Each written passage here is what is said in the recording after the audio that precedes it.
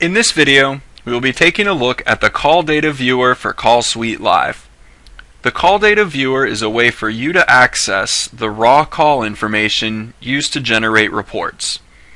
To access the Call Data Viewer, click the CallSuite Live button in the menu, then select Call Data Viewer. In the page that comes up, you will see a list of all fields available. By default, the date-time parameters will be set to only show the current day's activity. For each field, you will have the ability to define a value.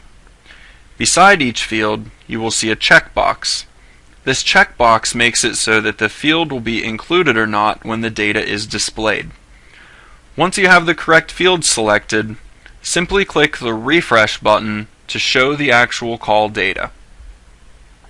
In the documentation accompanying this video, you will find the definitions of each field. There are a few I want to point out, as they are most important when looking for information related to the call center. First, we have the hunt group name and number fields.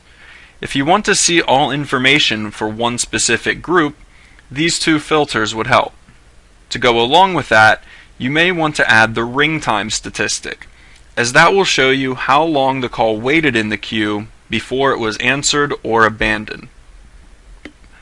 Once you have a list of the information you were interested in seeing, you can export this in two ways.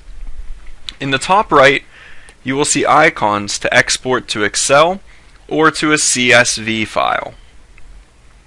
Taking a look at the actual data that is returned, there are a few things to point out. First, the hunt group name and number field is the easiest way to filter or sort information by the hunt group that received the call. To add to that, ring time may be very useful for you, as it indicates the time the call spent in queue. As an example of how this works, first I want to limit everything to only calls for hunt group 2005. In addition, I only want to see calls that were in the queue for longer than 10 seconds. Now that I have my filter set, I'll click refresh, and you can see that now the only calls displaying are the calls that match the criteria I defined.